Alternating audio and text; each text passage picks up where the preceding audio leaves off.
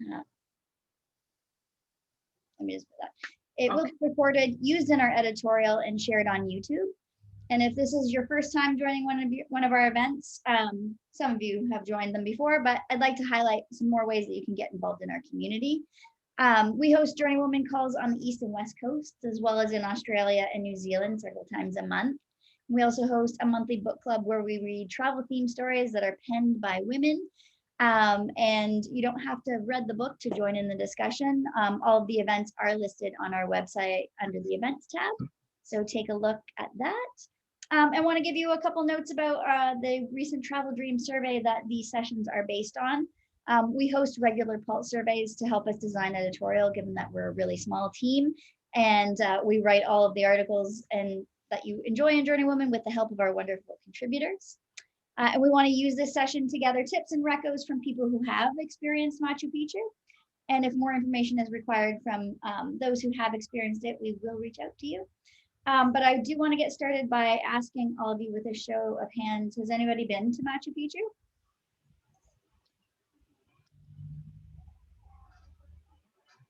Maybe you can pop it in the chat if you have been. Everybody's muted. I'm just going to let a couple more people in.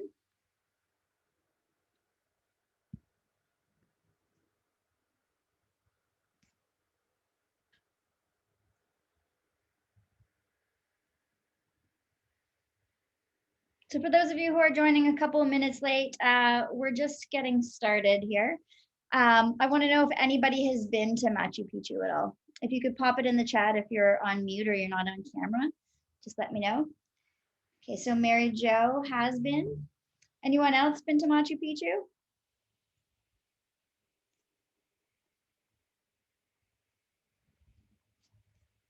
Okay. So what we're going to do is I'd like to go around and start with people. It'll be easier to start with people who haven't been to Machu Picchu. And I just want to ask each of you why you want to go, what it is about that trip that makes it once in a lifetime for you, and what calls to you about it. Trish, let's start with you. I'm going to unmute everybody.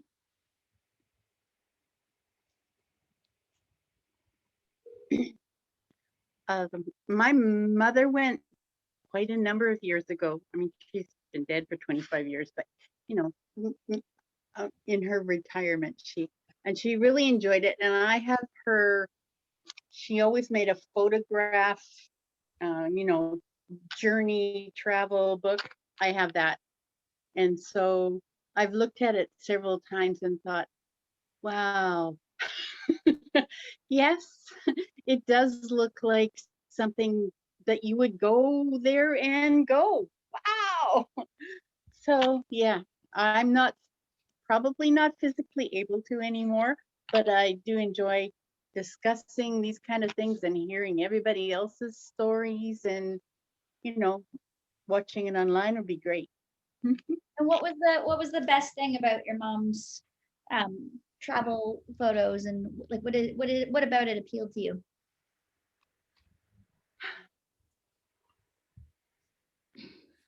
I don't know. They did it the easy way. They didn't do, you know, the walking trail or anything.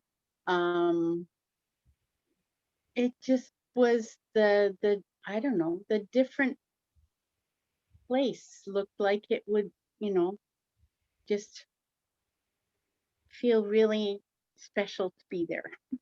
I had more negative things that she talked about, the airlines and whatever trip and whatever. It was hurry up and wait.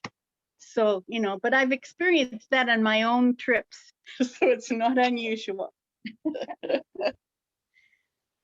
Amazing, thank you. Joy, how about you? Oh, you're muted. You're still on mute, Joy. Sorry about that, Amanda. Yeah, it's been on my list for a long time, and I'm kind of getting on in years now and wonder if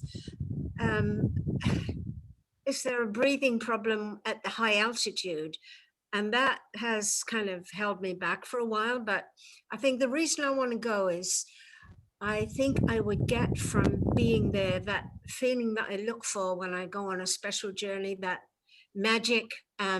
You know, when I saw the Northern Lights, it was a revelation, and I think that seeing Machu Picchu would give me the same feeling, and I want to capture that feeling as many times as I can, and that looks like a magical, mystical place, and I'd love to walk the trails, and if I can, I will. I don't know whether I can or not. You know, I have ongoing hip problems and aches and pains, but I think that it would be a very, very special, almost spiritual experience, which is why it's on my list. And I hope that I can go, but I just need to know more about altitude sickness, or I've heard that might be a problem. So that has been, you know, a little notice in my mind to say, find out about that before you go. And can you do anything about it beforehand? Absolutely. And I see as you were talking, Trish was nodding her head. So I feel like she feels the same way about that spiritual experience. Yeah. Lynn, how about you? What appeals to you about Machu Picchu? My sister was there years ago when she was in university, and I've always been intrigued by her trip. And I know from sort of following this topic that the trip that she would have been on 30 years ago or 35 years ago would be different today, because so many things are no longer open to tourists because of damage and so on. So I know that's not going to get any better soon. So I want to go before it's too late and everything's going to just be viewed from a far distance.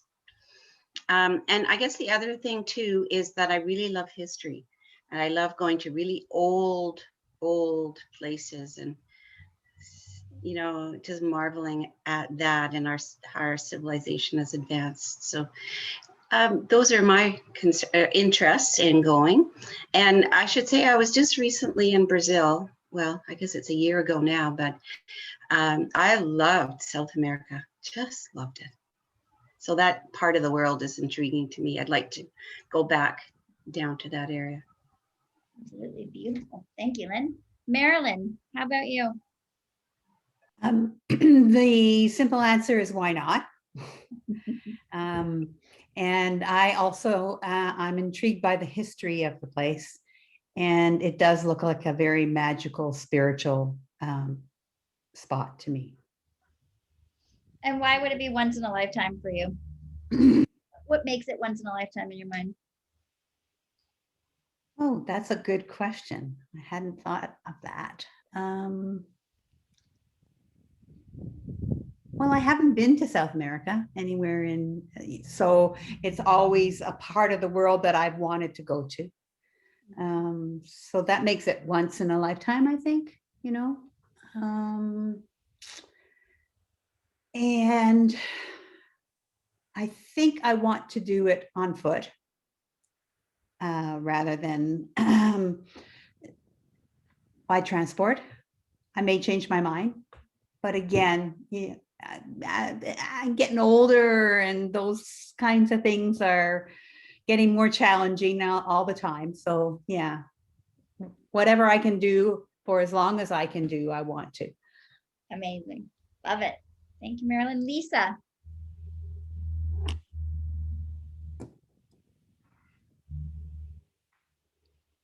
Are you there, Lisa? There's Lisa. Oma, am I pronouncing your name correctly?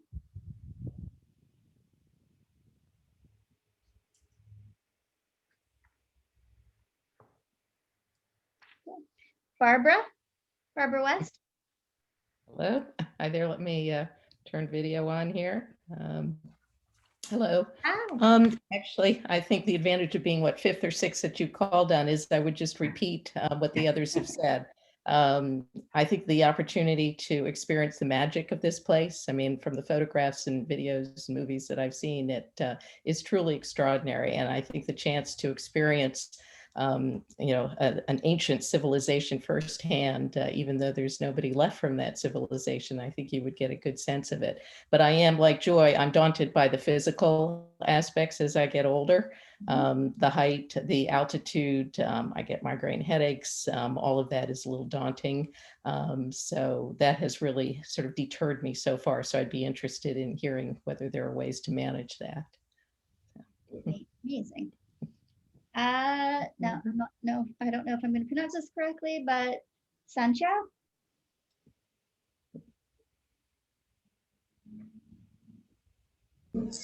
How do you pronounce it? Sancho is right. Good morning, everybody. I am from Singapore, far east. So yeah, I'm just joining the group to listen to about Machu Picchu because I don't think I can get there. It's too far away, and because of COVID, nothing moves for me right now, at least. So thank you. I'll just join in the talk. Thank you. Just here for inspiration. We like that. Sandra, are you there? I know you said you have company right now. Maybe she's not there. Richie? Or is it Ricky? It's Ricky. I've just always been interested in history and archaeology and the Incas and Peru and Mexico, all of that has just fascinated me all my life. And I'd like to see it. Thank you. Linda.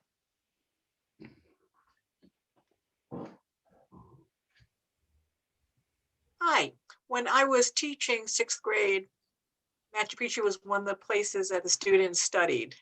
And so since that time, it was just sort of on my list as a very interesting place. The students were very excited about it. I was very excited about it. So I put that on my bucket list as someplace I'd like to go at some time.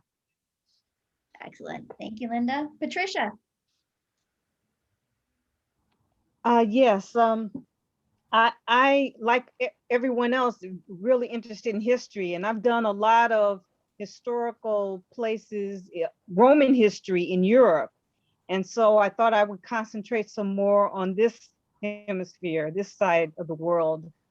So I've already been to Easter Island, so I want to do Machu Picchu next. Amazing. Love it. Thank you, Patricia. Chantal? Are you there? Maybe not. Barbara.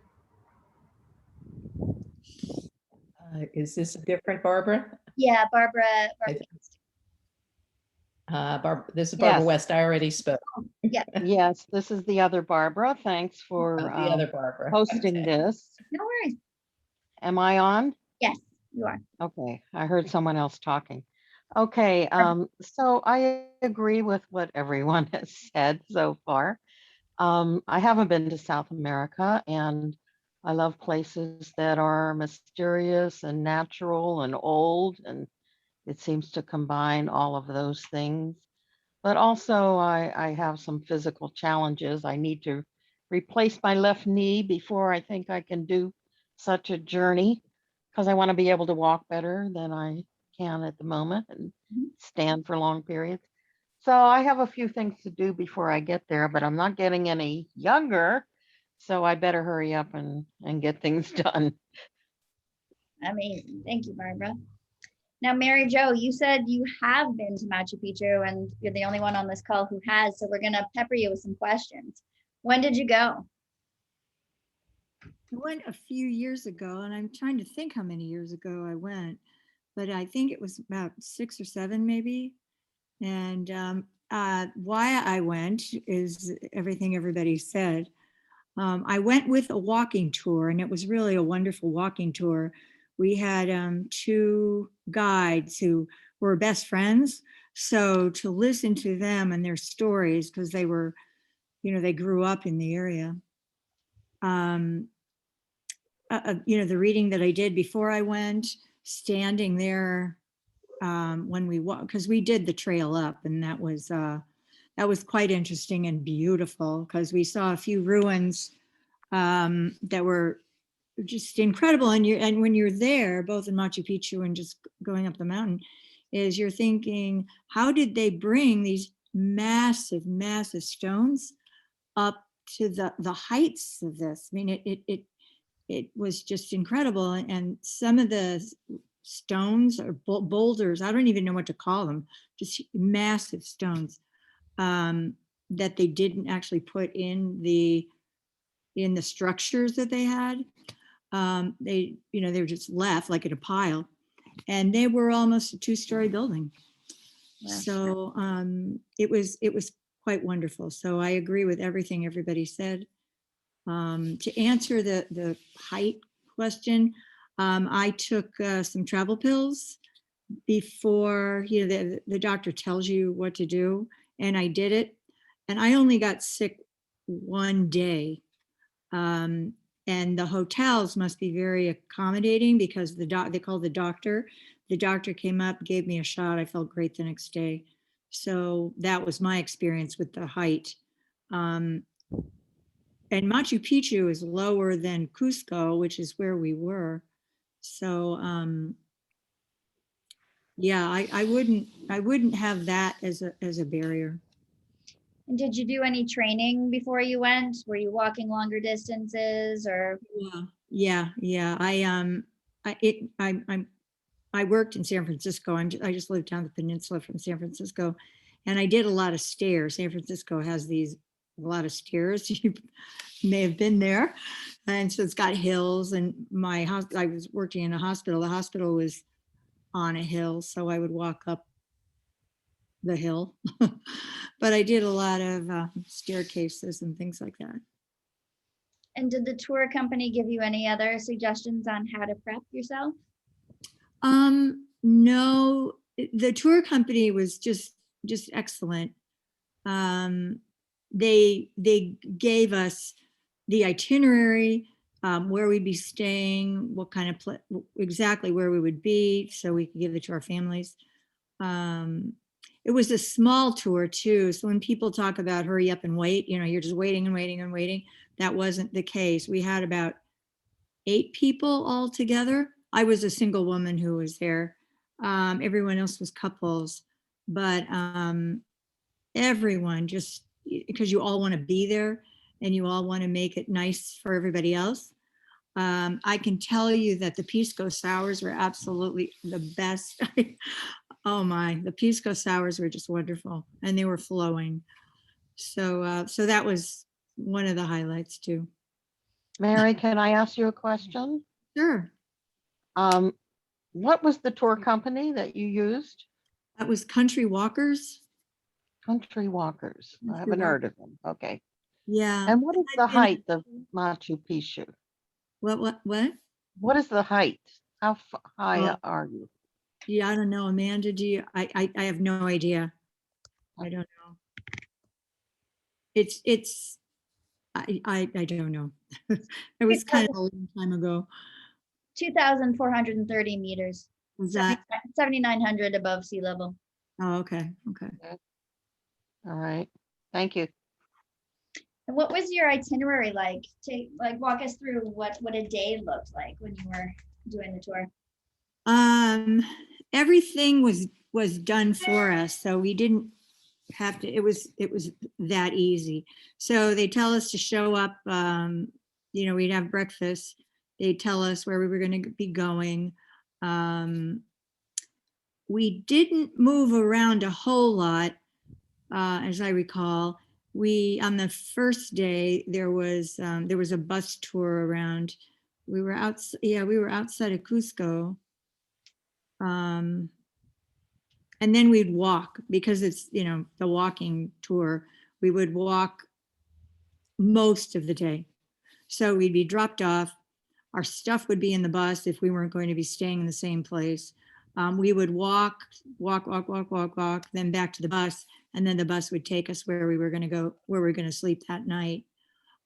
We'd have lovely meals. The food was wonderful, absolutely wonderful. The guides would just have trays of what did I say? The pisco sours every night. And then they tell us what the next day's itinerary, if we were staying in that hotel, or they were very, very good about that. And how taxing was it physically? Obviously, that's a concern for many of the women in our community. How tough was the walking every day? Yeah, the walking every day, because you're going uphill, and some of the walking was on the side of mountains. One of our ladies, and I'm not telling you this to scare you at all. It's more like how great they were at taking care of her. She was a little scared of heights, but she got through just fine. The guides pretty much just held her the whole time. But that was the only, me getting a little bit sick, and then her being scared of heights. That was the only thing that was ever an issue. We took the long road there. There were a lot. Once we arrived in the morning, we arrived really early in Machu Picchu, and that was absolutely an amazing experience. The fog over the hill, and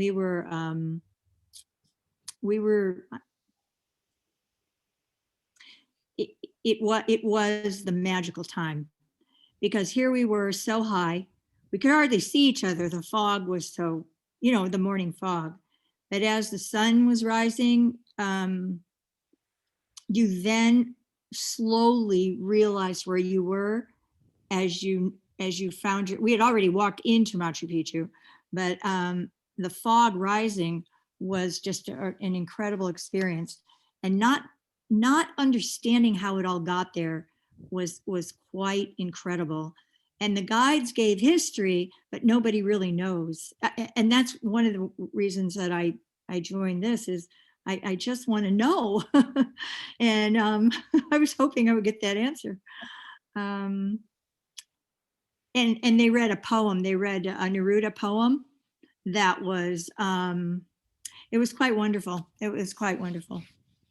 It's one of the highlights of my travel days. Amazing. Well, we will see what we can do to find out in the editorial that we write about this afterwards, if we can find out why for you.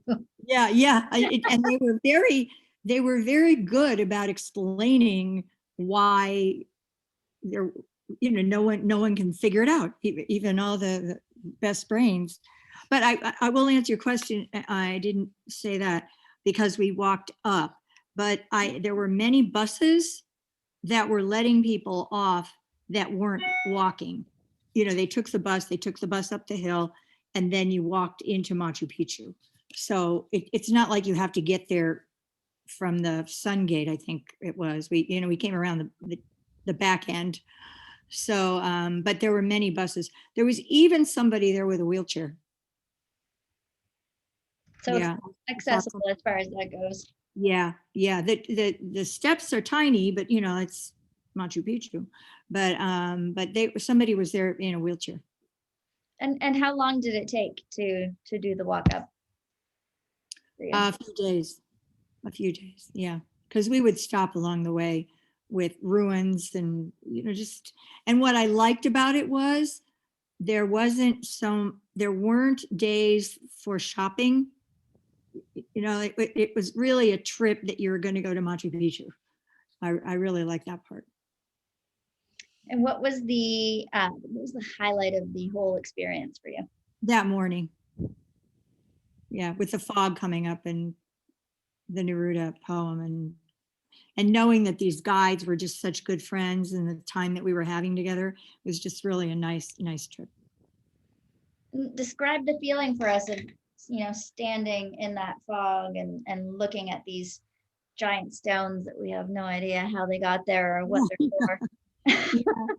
Yeah, it was like you were the only people right there in the world, because you couldn't see anything else, but you knew that you were on top of a mountain, and you knew that there were people there a zillion years ago who were there, and the history of what there were rooms that you would go in that, well, there were squares. There really weren't really rooms, but there were squares that the stones, the huge stones were built around.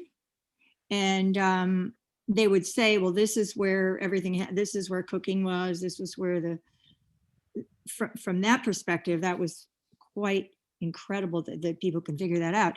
But anyway, at that point, you knew that there was such history here, and you were standing in history, unknown history. And then the fog lifting and the sun coming out, burning through the fog, and things would come through very slowly. So as people were saying, it was quite spiritual. Now, you said you had done some research ahead of time. Is there anything that surprised you that you learned once you got there that you didn't learn? No. When the books, I forget the books, I should have them right here, but there were a few books that I read, and one had to do with just finding that the jungle had covered it, hidden it for zillions of years, and the finding of it, and the opening it up of from all the jungle overgrowth, and that took years. And now when we go on these kind of trips, we meet travelers that are on a different kind of trip. Is there anything that you wish had been part of your trip that you heard about from anybody else that you would have liked to have done? Oh, that's a great question. No, I think we did it all that I knew about and that I was interested in. Yeah, and of course the culmination of all that was, being there. And I like to walk, and it was a nice. It was a nice. I mean, it wasn't. You're not out for a stroll, so it was a walk. It was a hike. Yeah. Some people actually, if you like this, some people actually were camping every night. They would do the whole camping thing. And that is not for me at all. I like my electricity and I like my water. But they had, people, because it gets very, very cold at night. Amazing. And do you have any advice for all these ladies who are thinking about going, and from somebody who's been there and experienced it?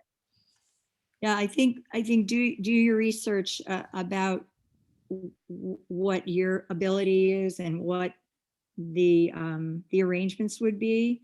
I just know that when we were there were only 500 people supposedly allowed in a day. Mm-hmm. And it seemed to me that there were a lot more than 500 people there. It was so popular. So I imagine any of the groups that go there, you would, just have to do your homework about what they would expect of you to do and what you expect them to do. I was very pleased. And we flew out of Lima. We flew into Lima. No, I flew into Cusco, sorry. You know what? I forget. It was a few years ago, but I think we didn't stay in Lima. We stayed in Cusco. And how long was your entire trip from start to finish? I think it was about maybe 8 days. Because we had the travel time, for one day was the travel time. Then we flew out of Lima. It was a little more than a week with all the travel and everything. What were some of the other highlights for you? You spoke about that day with the fog and the food. What else was a highlight for you? On the hike up, there were a lot of other ruins or buildings. I'm calling them buildings. They were buildings in its day that were just perched right on the hill. And the hill was not, once you reach the top of some of these hills, it's not like you've reached the top. It's not flat. It's still a hill that you're on. It was fascinating just to be there and think about all the people who had been there and were builders and engineers and astronomers to be able to put their boulders in the right place, and so there was one place in Machu Picchu that is supposed to be, the positioning of it was so perfect for being able to see the North Star. It was astronomically positioned so well that it was, and I'm sorry, I can't remember the height of my life, and I can't remember that, but it astronomically perfect to be able to have a calendar and to see and planting and things like that. It was quite incredible. Amazing. I want to open it up to everybody else. Do you have any questions for Mary Jo, or in general as we start to build editorial on this? Maureen. Oh, you're still muted, Maureen. So my question is, how many miles or kilometers each day did you walk?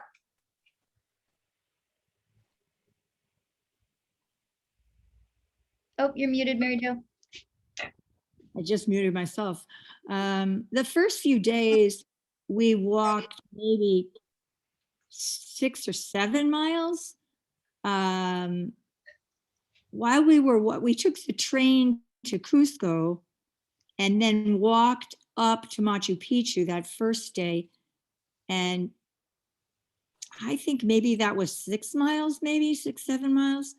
And then we got back on our bus, went down to Cusco, stayed in Cusco that night.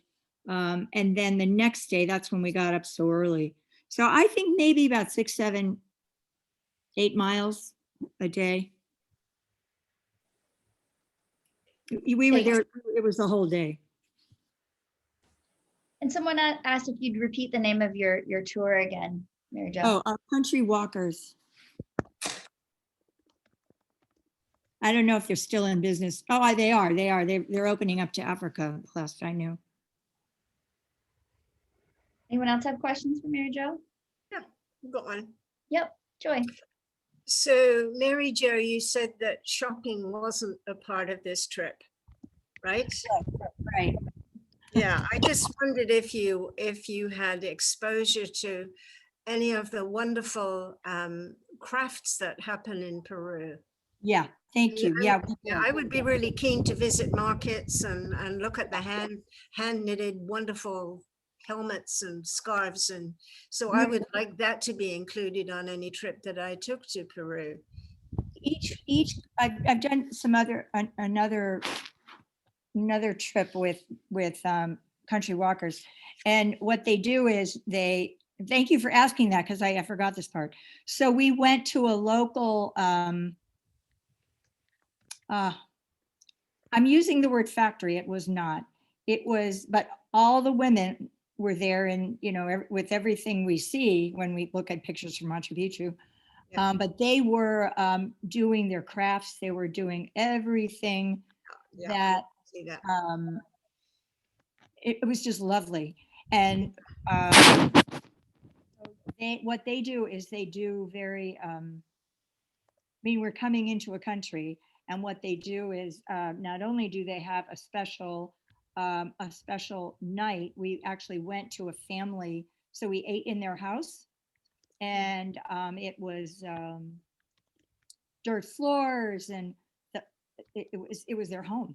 And then they had the I forget the little things that we all know, the little animals. Animals. Oh, excuse me. Guinea pigs, rats. No. Raccoons. No. Oh no. I'll come up with it. Alpaca? No, these are little, they're like guinea pigs, but they're not guinea pigs. Oh. But that's their cuisine. And do you mean they eat them? Is that what they eat? Yeah. Yes, I think that's a dog. There's some kind of a dog that they eat that's hairless. It's a guinea pig. Yeah, because I've seen that dog visit my dog park. like that breed of It's like dog? a little, it's like, I'll come up with it. I promise I will. But they grow, they have them and they're little tiny little animals. And it's anyway, it's very popular. And because I'm a vegetarian, I legitimately just couldn't do it. But the people who, and they're so little and so bony, I asked, is there any meat on them? Is it protein? And they were saying, well, it's fine. It's kind of like eating a pigeon, they said, with all the bones. I've never eaten a pigeon either. But anyway, they make it very local. Apparently So they're called koi. Huh? Koi, CUI. They're like a hamster, apparently. Yeah, it's like a hamster. It's really little in a guinea pig. Oh golly, I'm so sorry. I'm forgetting. All right. I'm sure if we Googled it, it would come up. I did. Anyway, it was lovely food. It was absolutely lovely food. And that night, and then they took out their instruments, and we just had a lovely evening with this family. And of course, we would walk along different streets. I think a couple of hours it was a couple of hours one day when we were in Cusco. And then it depends on how early you arrive there too, because you have some time before you actually meet for the night for meeting everybody. So it really depends on that. But we had 2 hours in Cusco, and I bought a lovely hand painted picture, because all the art and everybody's there and they know you're on a tour. They do. But I love it was lovely. We still have it right here. I'm still trying to think of the little animal. But anyway, yes, they do make time for locals, and they do and that money goes back to the locals. That's why I like Country Walkers. Yeah, thank you very much. Yeah, It just popped a photo in the chat. I'm sorry, what? It just popped a photo in the chat of that dish. That's good. Cute. Yeah. Any other questions? I want to know what your questions are too, so that as we prepare editorial, we can make sure that we answer all of them. So there you go. What is that? Is that a guinea pig? yeah, it's a guinea pig. It's something like a guinea pig, a cross between a guinea pig and a hamster. Yeah, that's what they eat. It's exactly what it looked like. I was wondering if you could speak about the language that is used in that area, and is it a problem if you only speak English? No, that was not a problem. Our guides helped a lot. I speak a little bit of Spanish and I understand it a little bit more than I'm able to speak, but that is not an issue, especially if you're with the guides. I imagine if you're going into the hinterlands and going away from the major cities, I don't know what the locals would speak, but Spanish was what everybody spoke when we were on the trip. Okay. Mary, what was the average age on your tour? Well, I was in my 50s.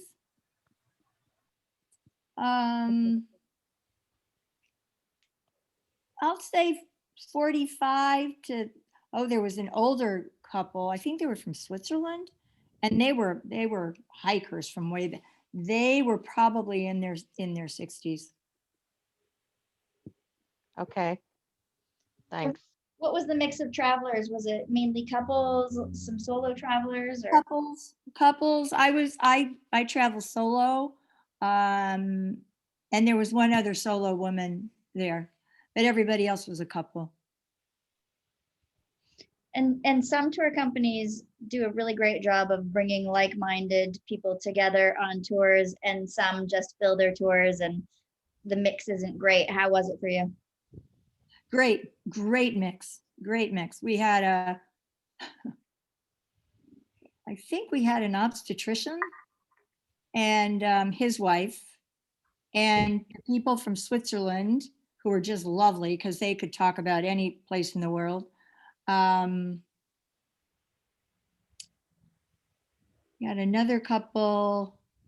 It was just a great mix. You know, I agree. Sometimes it's hard to like know what you're going to be working with or being around, but everyone was lovely. And we all talked. It was all a participation at the meals. So I want to ask those of you who have been considering going to Machu Picchu, are there any tour companies that you have looked into? I know Tina was saying she's attended a few Hego virtual tours, and this is a person that does in person, but has anybody else done a little research and come across any tour companies that look interesting to you? Maureen, I think you're still muted. She's muted. You were still muted, so we didn't hear you. I mentioned it in the chat, G Adventures, they're in Canada. And so I have looked at a lot of different tours that they do, and they do go to Machu Picchu. So I just wondered if anybody had taken a G Adventure tour and, any thoughts on that? And has anybody else looked at that site? I have. We had a presentation in Parksville a couple of years ago from that company, G Adventures, and one of the things they talked about was Machu Picchu, and he was a very knowledgeable young man that was talking to us, and it kind of got my juices flowing thinking about it, but then COVID came along, so nothing happened, but he answered a lot of very good questions. And, I am really concerned about the altitude, but listening to Mary Jo, maybe that's not a problem. And maybe there's a way to adjust when you're actually in the country. So, but yeah, G Adventures have a good organization, and they have a good trip to Machu Picchu. So I don't know who I'd go with. I might look at HF Holidays. I don't know whether they do it, but I've traveled with them before and I really like them. So, but I'll do a bit of research before I make a final decision. And out of the 10 people who I was with, I think it was 10. It was probably 10. I was the only one who got sick. So, that's a good ratio, I think. Yes, it's good to know. We had a question in the chat if anybody has experience with OAT, overseas adventure travel. I know many people in our community have taken several trips with them, whether it's to Machu Picchu or other places, but Jean was saying that she has reservations and they've been canceled, postponed twice due to COVID, but wanted to know if anybody has any experience with that group at all. Anybody know? Me, no. I would like to know about National Geographic tours because, they do a great job wherever they go. And I was going to look into whether they do Machu Picchu. I think they probably do, but that would be another group to consider, I think. Yeah. And another one, and I know they do Machu Picchu, is Context Travel. I've taken a lot of their walks in many different countries around the world, and they're all led by historians or professors, all academic based. So you get a really, really deep dive into wherever you are or whatever it is you're looking at, whether it's a museum or an actual trip or, so they're another good one to look at. They do a lot of virtual tours as well. And they do have a Machu Picchu virtual tour. Any other questions? Because I do want to make sure that as we write an article, we get all of your questions answered. Yes. Hi, I was, sorry, is it my turn? Yep. Yeah, okay. I just wondered, we haven't talked about what to wear, what to bring, what not to bring. Yep, is it something that we could get the people experienced with this to comment on, please? Yeah. Mary Jo, were you given a packing list or asked to bring anything special? Yeah, packing list. Yeah, packing list. Because during the day, and I really overpack like I always do, because I get so worried that I'm not going to be appropriate and I'd hold people up or something. I just do. So of course, walking shoes and good socks. But it gets very hot during the day. I forget what time of the year I went, but it was pretty hot during the day, very, very hot. And so, you know, layers. At night, it gets very cold. So you kind of have to anticipate all that. And it can be rainy. So so I brought brought a couple of slickers. But it was good. My tour said that we, you know, what a certain pound, how our luggage could weigh. So I packed pretty tightly, but I brought more than I needed. But just be aware that it gets very hot, and sunscreen and hats, a good wide brimmed hat that you can put under your chin because it gets a little windy too. Yeah, generally speaking, you'll want to look at like hiking wear. So when you're in a mountainous climate where, you know, the weather can change at any moment, you want good, lightweight, very dry, like dry, sweat wicking, quick dry clothing, like a tank top, a short sleeve, a long sleeve, and then some sort of like rain / insulated layer, like a very lightweight puffer jacket that also has a little bit of rain resistance to it, are usually good because you can roll them up in a tiny ball and put them in your backpack. But they still give you some insulation when it's cold. I'm not sure what that was. Any other questions?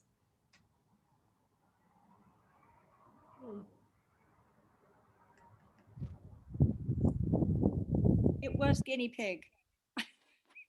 It was guinea pig? Yeah, now that and it is Amana Kai, CUI, yeah. That's what they eat. Amazing. Well, if there are no more questions, I'll give you the gift of 10 minutes of your time, ladies. And I'm sorry that we didn't have more people who have actually been to Machu Picchu join us. It's kind of been the roll of the dice with these Q&As. Sometimes we've had many, many people on the call who have had an experience, and sometimes we've had one person and we've had to turn it into sort of an interview situation. But that's what happens when you experiment with new formats. So rest assured, we will have editorial on the back end of this that will answer all of your questions and more that you haven't thought of. So look for that to come in a future issue. But I hope you all have a wonderful night. And thank you for spending an hour with me. Thank you. Good traveling, everybody. Thanks, ladies. Bye.